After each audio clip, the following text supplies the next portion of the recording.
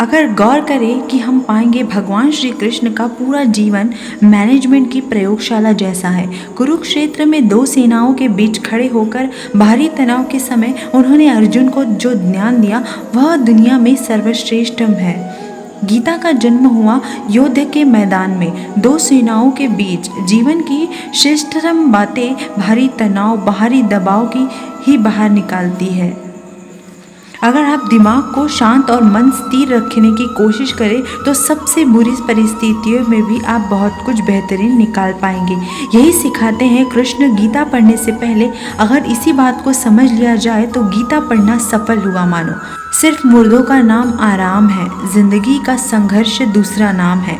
अगर कभी आपको जीवन की स्थितियों पर रोना आए तो एक बार श्री कृष्ण जी की जीवनी पर नज़र जरूर डाल लें, रोना बंद कर देंगे आप। श्री कृष्ण जी ने एक जेल में जन्म लिया था और जन्म लेने के तुरंत बाद ही उन्हें रात में उफ नदी यमुना पार कर गोकुल में ले जाया गया। तीसरे दिन ही राक्षसी पूतना उन्हें मारने आ पहुंची और यहाँ से जो संघर्ष का सिलसिला शुरू हुआ वह देह त्यागने तक बना रहा। भगवान श्री कृष्ण का जीवन कहता है आप कोई भी जो संसार में आए हैं वो जब तक जीवन है आपको संघर्ष करना ही होगा। चाहे वह श्री कृष्ण हो या पुरुषोत्तम राम। मानव अवतार लेकर परमात्मा भी सांसारिक चुनौतियों से नहीं बच पाए, लेकिन श्री कृष्ण ने कभी किसी बात की शिकायत नहीं की। हर परिस्थिति को जिया और जीता। कृष्ण कहते हैं परिस्थितियों से भागो मत, उनके सामने डटकर खड़े हो जाओ, क्योंकि कर्म करना ही मानव जीवन का पहला कर्तव्य है। हम कर्मों से ही मुश्किलों को जीत सकते हैं। शिक्षा वही जो अज्ञान घटाए, कौशल बढ़ाए। श्री कृष्ण ने अपनी शिक्षा मध्य प्रदेश उज्जैन में सांदीपनि ऋषि के आश्रम में रहकर पूरी की थी। कहा जाता है कि 64 दिन में उन्होंने 64 कलाओं का ज्ञान हासिल कर लिया था। वैदिक ज्ञान के अलावा उन्होंने कलाएं सीखी। शिक्षा ऐसी होनी चाहिए जो हमारे व्यक्तित्व का रचनात्मक विकास करे। संगीत, नृत्य, युद्ध सहित 64 कलाएं कृष्ण ने व्यक्तिगत हिस्सा बनी। और अगर आप विद्यार्थी हैं तो खुद को सिर्फ किताबी ज्ञान तक सीमित न रखें, अपने कौशल पर ध्यान दें। अगर आपके बच्चे स्कूल में पढ़ते हैं तो उन्हें व्यक्तित्व कौशल समृद्ध करने को प्रोत्साहित करें, उनमें कोरा ज्ञान ना भरें। उनकी पढ़ाई ऐसी हो कि उनकी रचनात्मक नए आयाम मिले। गीता की तीसरी सीख, प्रेम बचा रहेगा शेष, रिश्तों में करे निवेश।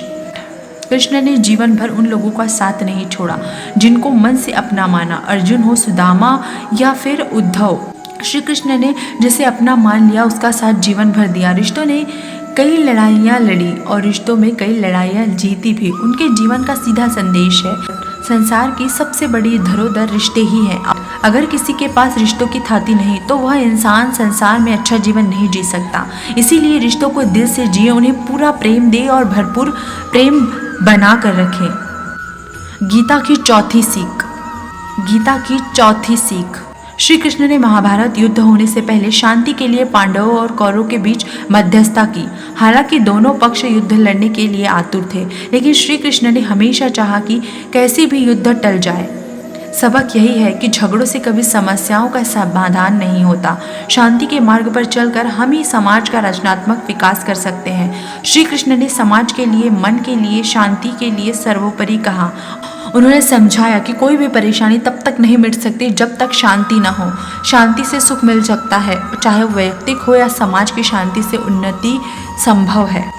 गीता की पांचवी सीख, महाभारत की कहानी में जुए की घटना के बाद पांडवों को वनवास हो गया। तब श्री कृष्ण ने दूरदृष्टि दिखाते हुए अर्जुन को समझाया कि यह समय जाया जुग के लिए नहीं है, बल्कि भविष्य की तैयारी करने का है। उन सबको महादेव शिव, देवराज इंद्र और दुर्गा देवी की तपस्या के लिए कहा।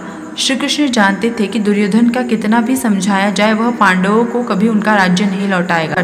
तब अपना हक पाने के लिए शक्ति और सामर्थ्य की जरूरत होगी। कर्ण ने कुंडल कवच पांडवों की जीत में आड़े आएंगे। वह यह भी जानते थे कि उन्होंने हर चीज पर दूरगामी सोच रखी। कोई भी फैसला तात्कालिक आवेश में नहीं लिया, हर चीज में आने वाली पीढ़ियों तक का सोचा। यही सोच राष्ट्र और समाज का निर्माण करेगी। नंबर 6, श्री कृष्ण को क्रोध दिलाने वाली, उन्हें अशांत करने वाली घटनाएं बार बार हुई। शिशुपाल पांडवों के राजसूय यज्ञ में कृष्ण को अपशब्द और अपशब्द कहता रहा। छोटा भाई था लेकिन उसके मर्यादाएं तोड़ दी। सभी सभा चकित थी, कुछ क्रोधित भी थी। श्री कृष्ण शांत रहे, मुस्कुराते रहे, शांति दूत बनकर गए।